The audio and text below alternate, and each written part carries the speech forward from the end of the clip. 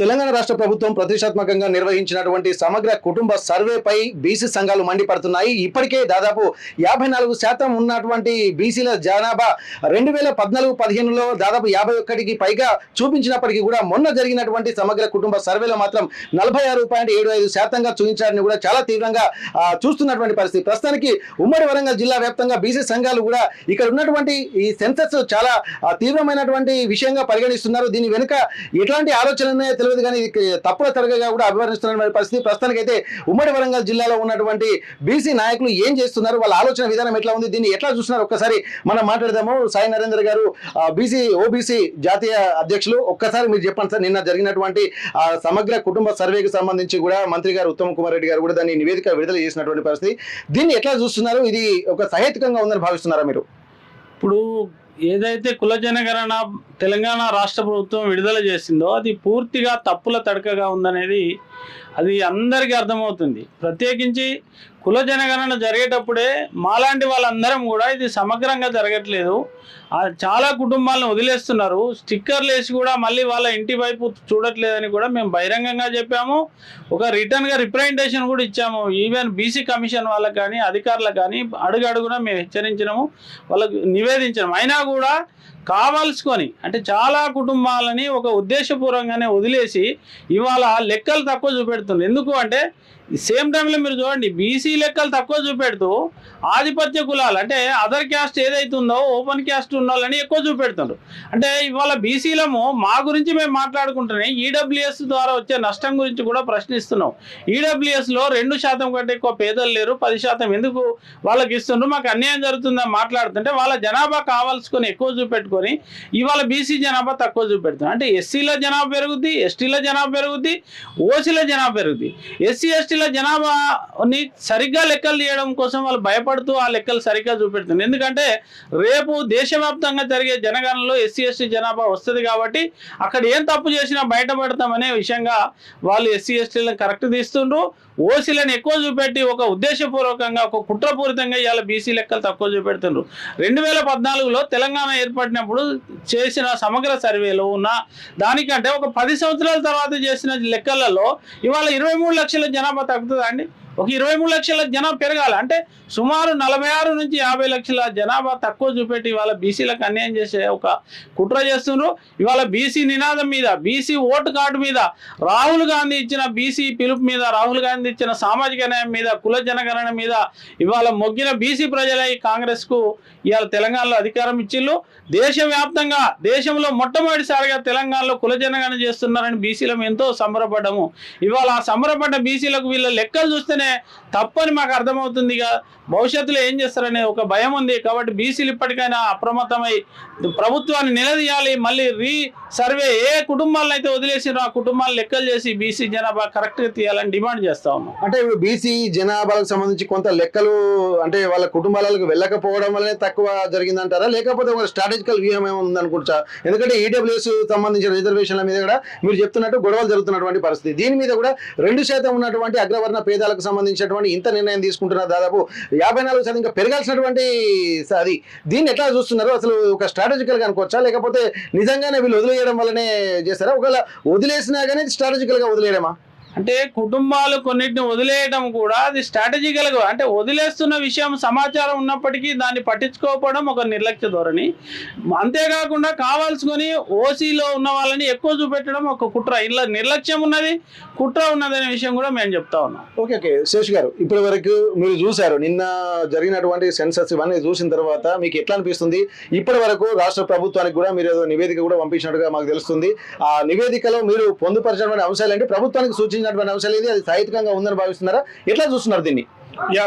తెలంగాణ రాష్ట్ర ప్రభుత్వము సమగ్ర ఇంటింట కుటుంబ సర్వే ప్రాథమిక రిపోర్టును విడుదల చేయడం జరిగింది. ఈ ప్రాథమిక రిపోర్ట్లో అనేక రకాలైనటువంటి అభ్యంతరకరమైనటువంటి అంశాలు, అపోహలు కలిగించేటటువంటి అంశాలు ఉన్నాయి. కాబట్టి ఈ రిపోర్టు పట్ల తెలంగాణ రాష్ట్రంలో ఉన్నటువంటి బలహీన వర్గాలు, బీసీలు ఈ రిపోర్ట్ అశాస్త్రీయంగా ఉంది, ఆమోదయోగ్యం కాదు అనేటటువంటి అభిప్రాయాన్ని వ్యక్తం చేస్తున్నారు.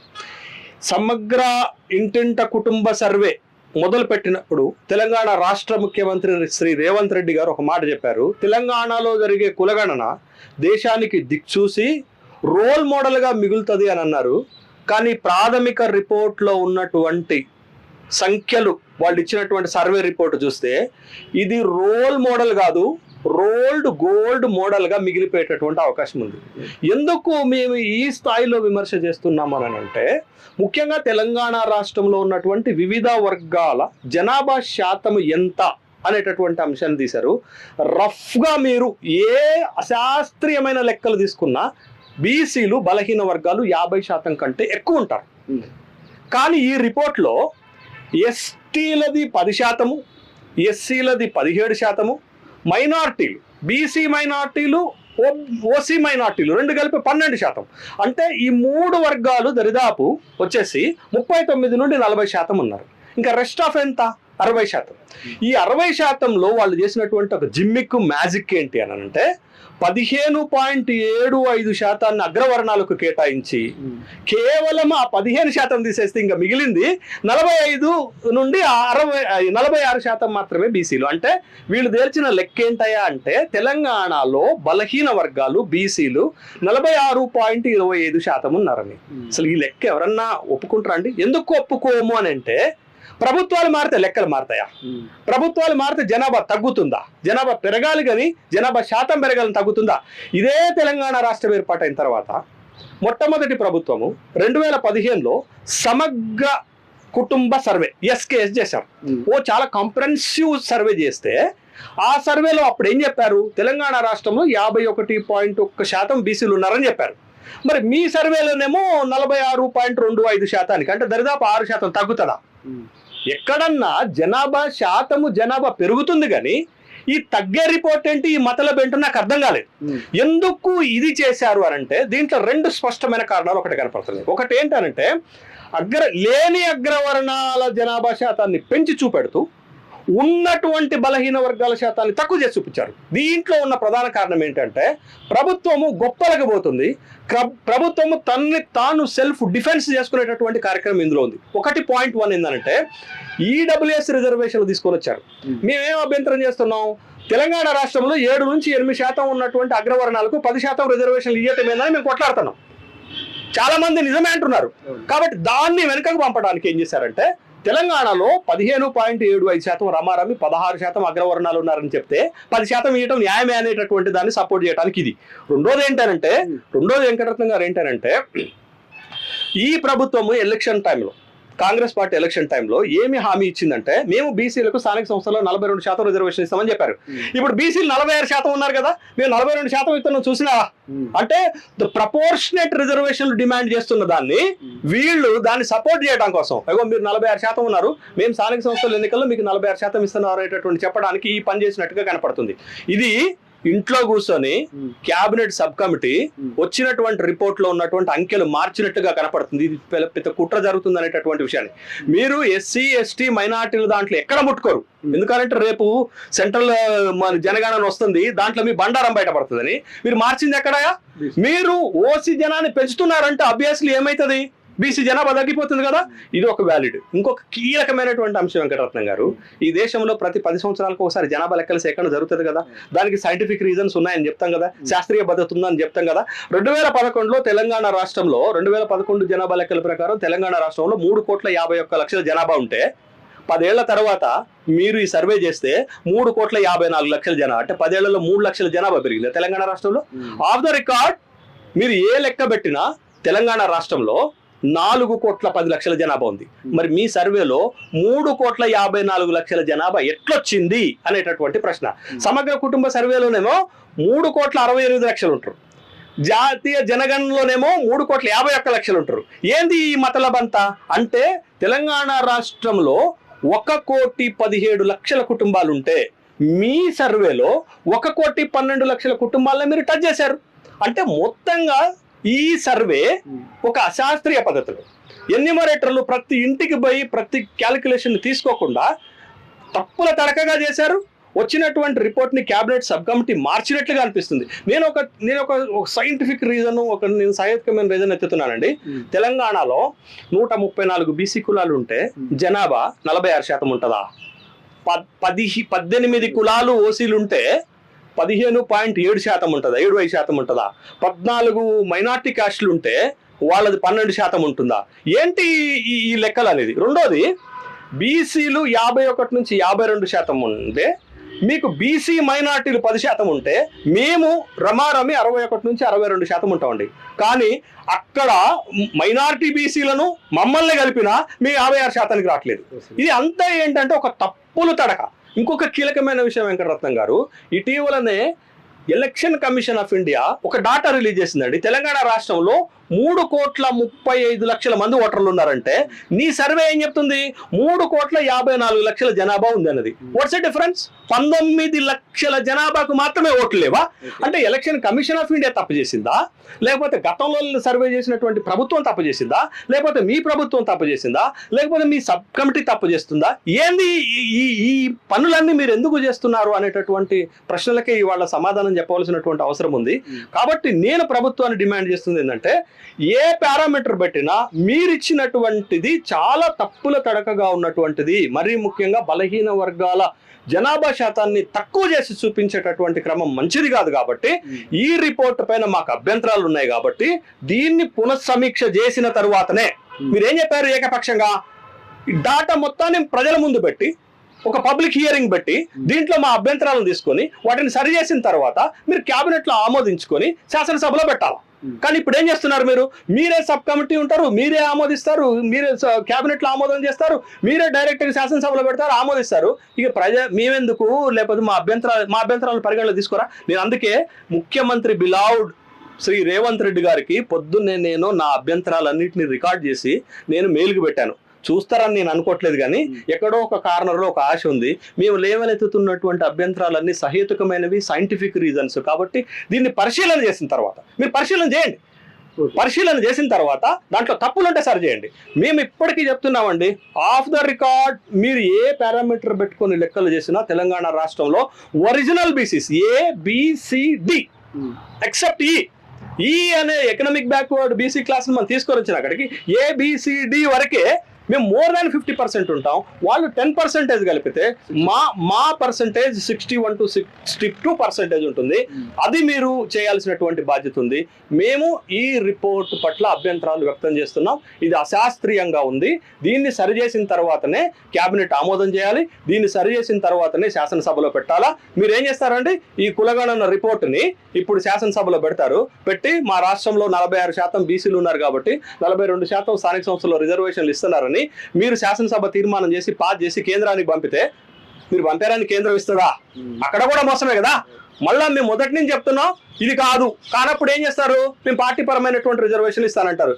గ్రామ పంచాయతీ రాజకీయాలు ఎవరికి తెలియదండి? గ్రామ పంచాయతీ రాజకీయాల్లో మనం ఒక సర్పంచ్ని మీరు కాంగ్రెస్ పార్టీ బీసీ నిలబెడుతుందంటే ఆ ఊర్లో ఉన్నటువంటి అగ్రవర్ణాలు వాడిని నిలబడినిస్తారా? గెలవనిస్తారా? వాడికి ఇండిపెండెంట్ గా నిలబడి వాళ్ళు గెలిస్తే ఏంటి మా పరిస్థితి? కాబట్టి ఇదంతా ఒక తప్పుల తడకైనటువంటిది. కాబట్టి ప్రభుత్వాన్ని నేను డిమాండ్ చేస్తున్నాను, బలహీన వర్గాల తరఫున షుడ్ చేంజ్. ఓకే. ఇప్పటికే దాదాపు ఇక్కడ చెప్తున్నటువంటి పరిస్థితి, ఎందుకంటే 134 కులాలు ఉన్నటువంటి ఓబీసీలకు సంబంధించినటువంటి వ్యవస్థ దాదాపు 46% ఉంటే, మరి 18% ఉన్నటువంటి 18 కులాలు ఉన్నటువంటి ఓసీలను దాదాపు 15.7%గా వీళ్ళు చిత్రీకరించడం కూడా ఒక స్ట్రాటజికల్ గా బీసీలను మానసికంగా దెబ్బతీయడంగా అభివర్ణిస్తున్నారు. దీనికి ఖచ్చితంగా సమాధానం చెప్పాలంటున్నారు. ప్రస్తుతానికి మనకు కూరపాటి వెంకటనారాయణ గారు, economist and KU retired professor, political analyst. Sir చెప్పండి సార్, ఇప్పుడు జరుగుతున్నటువంటి రాజకీయ పరిణామాలు మీరు చూస్తున్నారు, అక్కడ గత దశాబ్దాల కాలం నుంచి చూస్తున్నటువంటి బీసీల పోరాటాలు చూస్తున్నారు.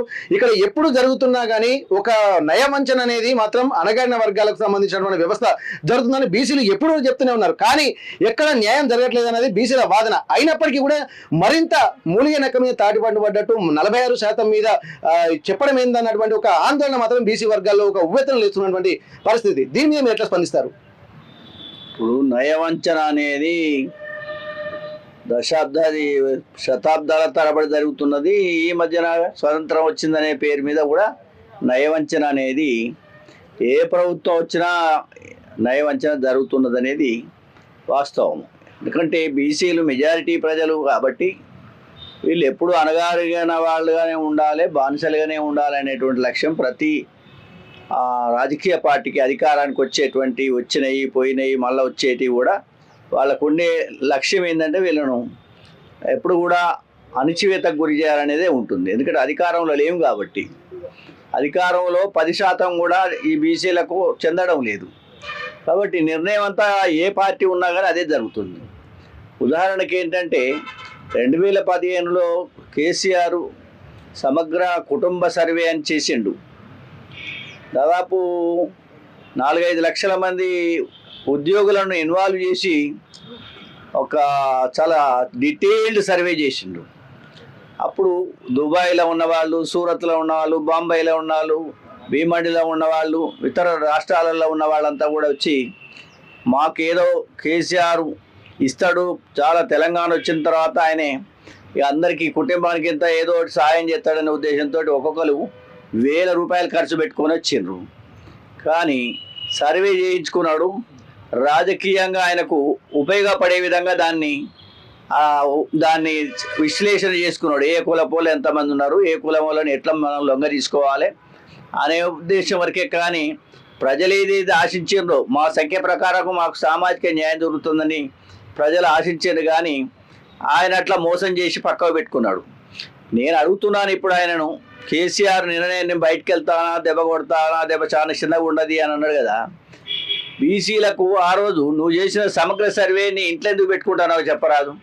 నువ్వు పబ్లిక్లు చెప్పొచ్చు కదా. ఇప్పుడు ఇలా రేవంత్ రెడ్డి గారు ఆయన చేసినటువంటి సర్వే బాగలేదు అనేది కొన్ని ఆధారాలు ఉన్నాయి.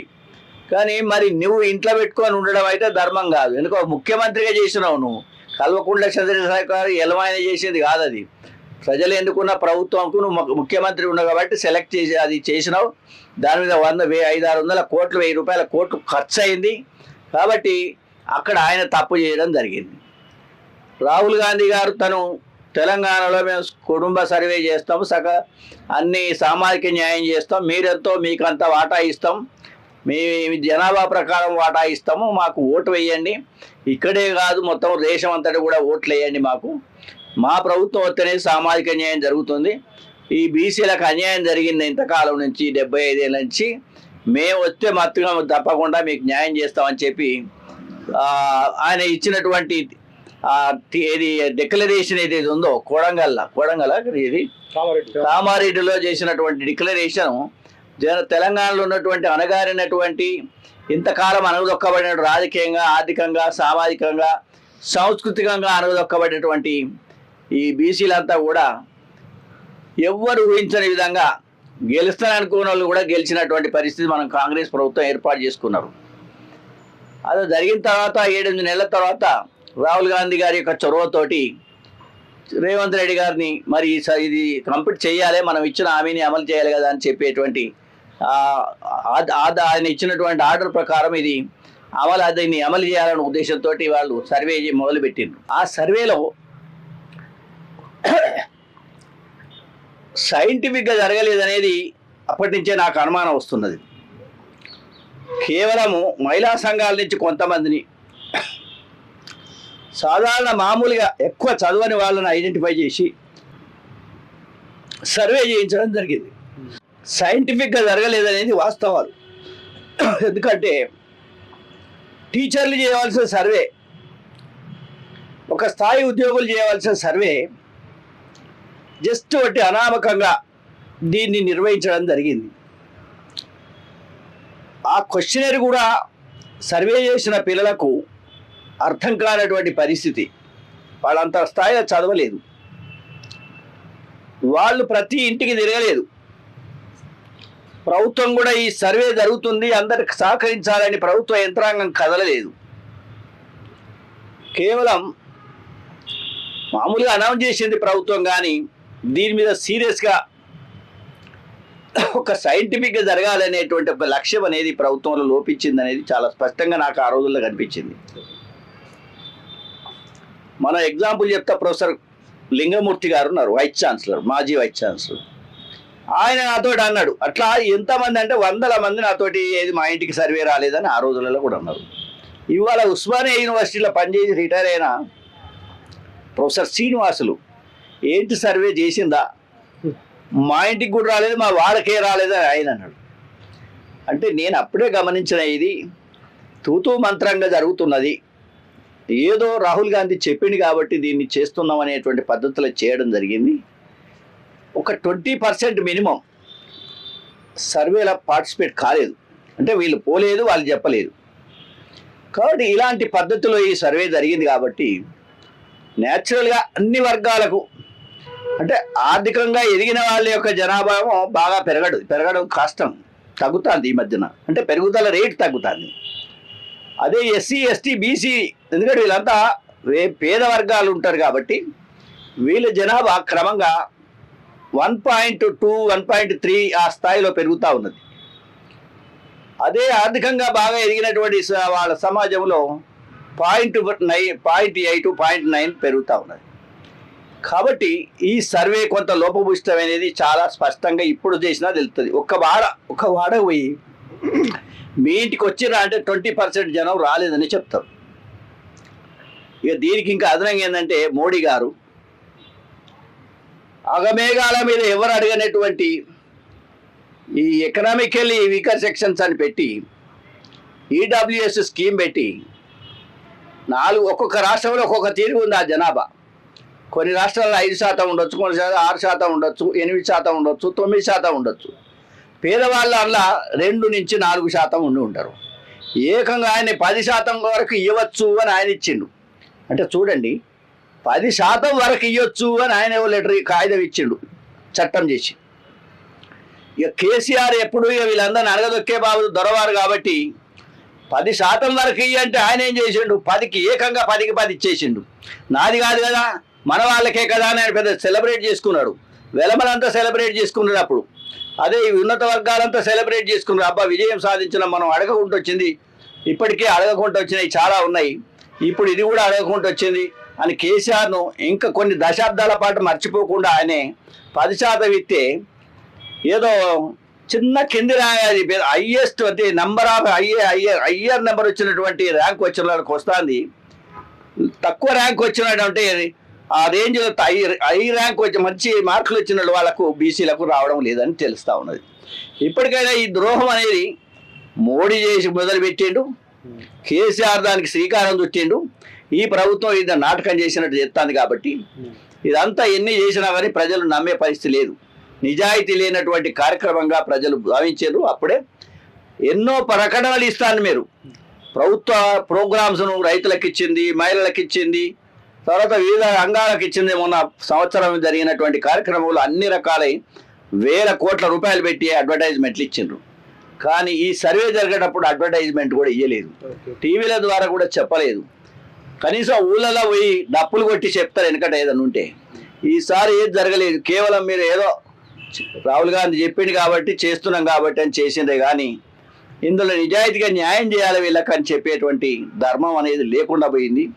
ఎందుకంటే ఈ జనాన్ని ఎప్పటికీ వీళ్ళ మీద స్వారీ చేసేటువంటి అధికారంలో ఉండాలనే లక్ష్యమే ఉంది వాళ్ళకు, 3 పార్టీలకు కూడా.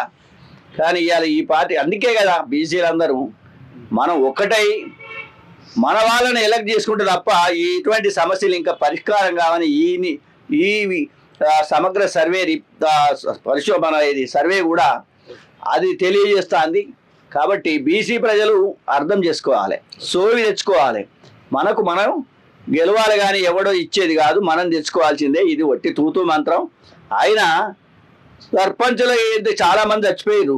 ఏది వాళ్ళు పెట్టిన పైసలు రాక పిల్లులు రాక చచ్చిపోయిండ్రు. ఈ చచ్చిపోయే పోస్టులలో వీళ్ళకి ఇస్తారు. ఇక చట్టాలు తయారు చేసే స్థానాలు వాళ్ళు ఆక్రమిస్తారా? ఇది నేనైతే సమర్థించలేదు. రాహుల్ గాంధీ దీంతో తూతు మంత్రం అంటే జాగిదారా పాగిదారి? ఈ భాగీదారి కాదు, ఇది ఒట్టిదే మోసం ఎత్తుగడ. కాబట్టి ఈ 42% ఇచ్చినా కానీ గ్రామ పంచాయతీలు చచ్చిపోయే పోస్టులే అవి మనకు అసలే వద్దని నేను చెప్తున్నా. Okay, thank you sir. అదే మీరు చెప్పండి సార్, ఇప్పటివరకు అయితే దాదాపు చూసినట్టయితే యువత కూడా అసలు నమ్మకం లేకుండా పోతున్నాయి. అసలు ఏం చేయాలనేది ఒక అసందిగ్ధ వాతావరణంలో ఉన్నది. బీసీ వెనుకబడినటువంటి సంఘాలు కూడా అట్లాంటి పరిస్థితులు ఉన్నాయని చెప్పి దాదాపు యువకులు కూడా దాదాపు ఒక ఉద్యమాల బాట పట్టాల్సినటువంటి పరిస్థితులు ఏర్పడుతున్నాయి. మీరు కూడా గత కొద్ది సంవత్సరాల నుంచి చూస్తున్నటువంటి పరిస్థితి. ఎందుకంటే ఎక్కడ చూసినా కానీ అణగారిన వర్గాలే ఆత్మహత్యలకు పురిగొల్తున్నటువంటి పరిస్థితి. రాజకీయంగా కానీ, సామాజికంగా కానీ, ఆర్థిక పరంగా కానీ ఎటు చూసినా కానీ ఒక బీసీలకు ప్రాధాన్యత లేదన్నటువంటి ఆందోళన కూడా జరుగుతూనే ఉన్నాయి. ఇప్పుడు ఈ సమగ్ర కుటుంబ సర్వే మీరు ఎట్లా చూస్తున్నారు దీన్ని? 100% ఈ ప్రభుత్వం, కాంగ్రెస్ ప్రభుత్వం ఏదైతే సమగ్ర కుటుంబ సర్వేకి సంబంధించి డేటా రిలీజ్ చేసిందో అందులో వాళ్ళు పేపర్ మీద ఏం చేసిందంటే బతికున్న 56 లక్షల మంది ప్రజలను పేపర్ మీద చంపేసిళ్ళు. అందులో 40 లక్షల మంది ప్రజలను కూడా చంపేసిళ్ళు. బీసీలే ఉన్నారు 40 లక్షల ప్రజలు. ఎందుకంటే 2011లో అప్పటి జనాభా అంచనా ప్రకారం 3,51,00,000 చిల్లర మంది జనాభా ఉన్నారు. సంవత్సరానికి పాపులేషన్ వృద్ధి రేటు 0.1 యావరేజ్గా 1 పాయింట్ ఉన్నది. యావరేజ్గా చూసుకుంటే 2024 వరకు ఇది ఏదైతే వీళ్ళు సర్వే చేసిల్లో అప్పటి వరకు చూసుకుంటే దాదాపుగా 4,10,00,000 చిల్లర మంది జనాభా ఉండాలి. వీళ్ళు ఏం చేసిళ్ళు? గత ప్రభుత్వం కేసీఆర్ గారు చేసినప్పుడు 3,68,00,000 మంది జనాభా ఉన్నారని చెప్పిళ్ళు. అందులో 1,88,00,000 మంది బీసీలు ఉన్నారని చెప్పిళ్ళు. వీళ్ళు సర్వే చేసినప్పుడు, గత సంవత్సరం సర్వే చేసినప్పుడు ఏం చేసిళ్ళు? 4,10,00,000 మందికి సర్వే చేయకుండా 40 లక్షల మందిని ఉట్టిగానే తీసేసి 3,70,00,000 మందికి మేము సర్వే చేస్తామని చెప్పిళ్ళు. దాంట్లో సర్వే కాడికి పోయే వరకే 3,54,00,000 మందికి మేము సర్వే చేసినాం, 16 లక్షల మందికి మేము చేరలేకపోయినాం అని చెప్పిళ్ళు. అంటే చూడండి, ఏదైతే గత ప్రభుత్వం చేసిన స్టాటిస్టిక్స్ అక్కడే ఉన్నాయి, మీరు చేయాల్సిన అవసరం లేదు, వాటిని రిలీజ్ చేస్తే సరిపోతుంది. ఏది ఆ ప్రభుత్వం చేసినప్పుడు 1,88,00,000 మంది బీసీలు ఉన్నారు. అంటే దాదాపుగా ఎంత ఉన్నారు? దాదాపుగా 51.1%, అంటే దాదాపు 52% బీసీలు ఉన్నారు. వాటిని ఎక్కడికి వచ్చింది? 1,64,00,000 మందికి తీసుకొచ్చింది ఈ ప్రభుత్వం. అంటే 24 లక్షల మంది బీసీలను వట్టిగానే తీసి బయటేసి మీరు. అంటే చూడండి, మొత్తం జనాభాలో వట్టిగా సర్వేకే తీసుకురాకుండా 20 లక్షల మందిని చంపేసిళ్ళు మీరు. సర్వేలకు వచ్చినాక బీసీలను 24 లక్షల మందిని తీసేసిళ్ళు. ఇంకొకటి చూడండి, గృహాల సంఖ్య చెప్తాంది 1,15,00,000 గృహాలు అని చెప్పింది. దీంట్లో దాదాపుగా 50 లక్షల చిల్లల గృహాలు బీసీలే ఉంటాయి, 9 లక్షల గృహాలు ఓసీలే అన్ని కలిపి ఉండొచ్చు. ఒక్కొక్క ఇంటికి వాళ్ళు ఇద్దరిద్దరు పుట్టినప్పుడు 50 లక్షలు ఉన్న కుటుంబాలలో మేము ఒక్కొక్కరం పుట్టలేవా? అంటే ఇది ఎక్కడ అన్యాయం? వాళ్ళు ఇంటికి ఇద్దరు పుడతారు, అంటే మా ఇంట్లో ఒక్కరు కూడా పుట్టారా? అంటే వాళ్ళు 31 లక్షలు ఉన్నది 17-18 లక్షల జనాభా వాళ్ళు పెరుగుతారు, మేమేమో జీరో కాదు -10%. అంటే 7% తగ్గించారు. 46 + 7 53% ప్లస్ బీసీ ముస్లింలు, అంటే మేము 63% ఉన్నాం. ఇంకొక % పెరిగినాం కావచ్చు, కానీ మేము అసలే తగ్గలేదు. ఇది అన్యాయంగా వాళ్ళు ఇంట్లో కూర్చొని డేటా రాసుకొని దీన్ని ఎట్లా స్కెచ్ చేసుకొని చేయాలనే ఉద్దేశంతో వాళ్ళు చేసినది తప్ప వాళ్ళు నైతికంగా వాళ్ళు బాధ్యత వహించి సామాజిక న్యాయం చేద్దామని చెప్పి వాళ్ళు క్లియర్గా డేటా తీసుకొని చేసింది కాదు. వాళ్ళు ఏదో తుమ్తు మంత్రంగా చేసిండ్రు. దీనికి ఖచ్చితంగా బాధ్యత వహించి ఈ ప్రభుత్వంలో ఉన్న బీసీ మినిస్టర్లు, బీసీ ఎమ్మెల్యేలు, బీసీ ఎమ్మెల్సీలు కూడా ఖచ్చితంగా ప్రభుత్వాన్ని నిలదీయాలి. అవసరమైతే రాజీనామా చేసి ఫీల్డ్ మీదకి వచ్చి పోరాటం చేయాలని చెప్పి మేము విద్యార్థి నాయకులుగా డిమాండ్ చేస్తా ఉన్నాం. ఓకే, మీరు చెప్పండి. దాదాపు యూనివర్సిటీలలో చూసినా ఎక్కడ చూసినా కానీ అసలే ప్రాధాన్యత లేదన్నటువంటి పరిస్థితులు కూడా చాలా వరకు విద్యార్థి సంఘాల నాయకులు కూడా పోరాడుతున్నారు. అంటే ఒక బీసీ నాయకులు ఏం జరుగుతుందంటే విద్యార్థి దశల నుంచే పోరాడేటువంటి పరిస్థితులు గత కొన్ని దశాబ్దాలుగా జరుగుతున్నాయి. అంటే దాదాపు ఇటు విద్యార్థి దశలో భోజనాలకు సంబంధించి కానీ చదువులకు సంబంధించి కానీ ఒక వీకర్ సెక్షన్స్ అంతా పోరాడుతూనే ఉన్నారు. ఉద్యోగాలకు వచ్చేసరికి అట్లా పోరాడుతున్నారు.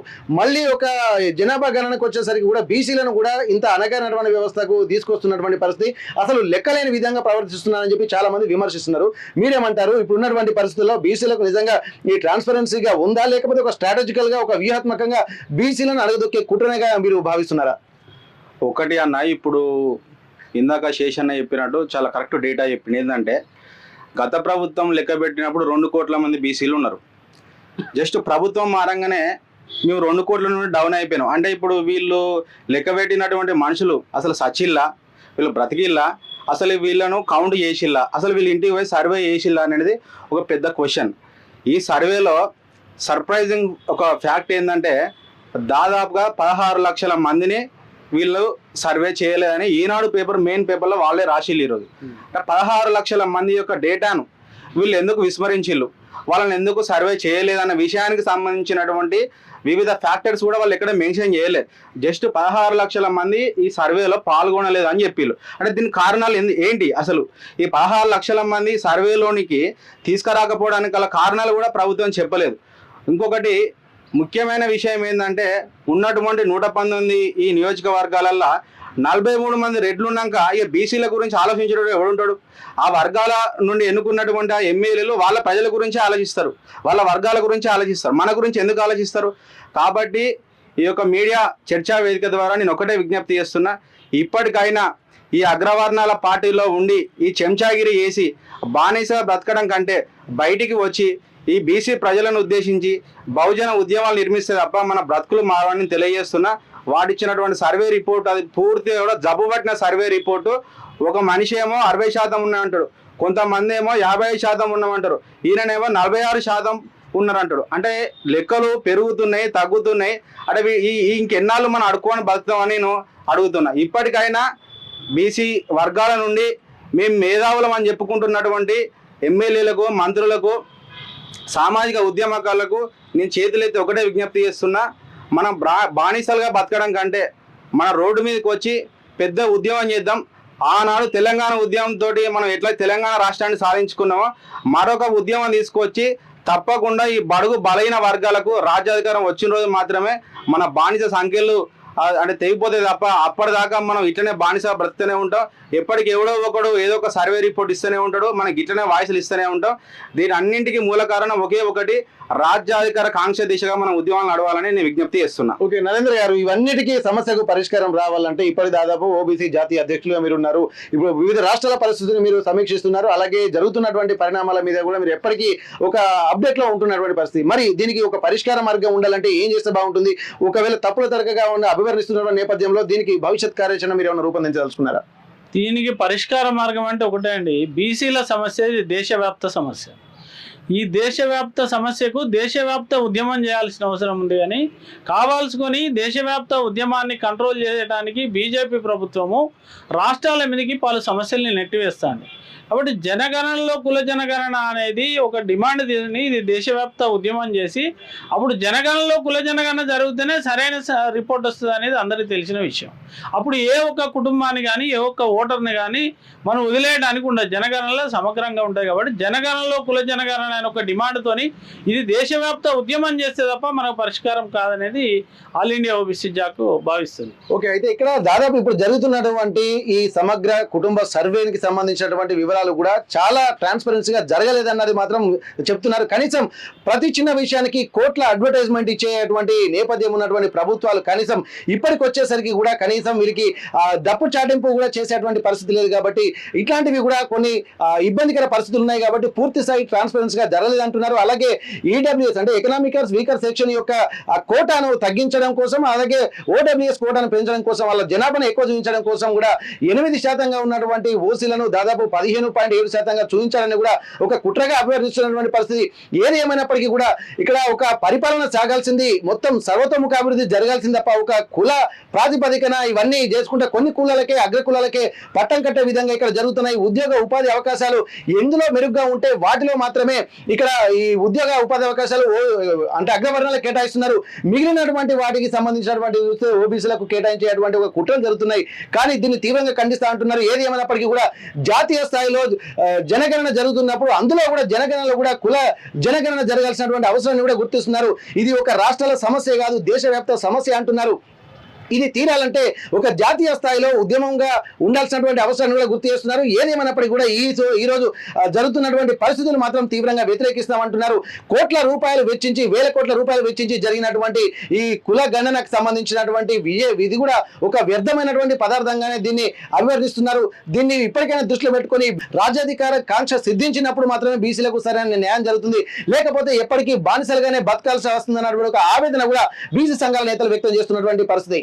హనుమకొండ నుండి కెమెరా పర్సన్ రాజుతో వెంకటరత్నం, RTV వరంగల్. మరిన్ని వీడియోస్ కోసం ఛానల్ ని సబ్స్క్రైబ్ చేయండి. లేటెస్ట్ అప్డేట్స్ కోసం వాట్సాప్ ఛానల్ ని ఫాలో అవ్వండి. ఆ లింక్ డిస్క్రిప్షన్ లో ఉంది.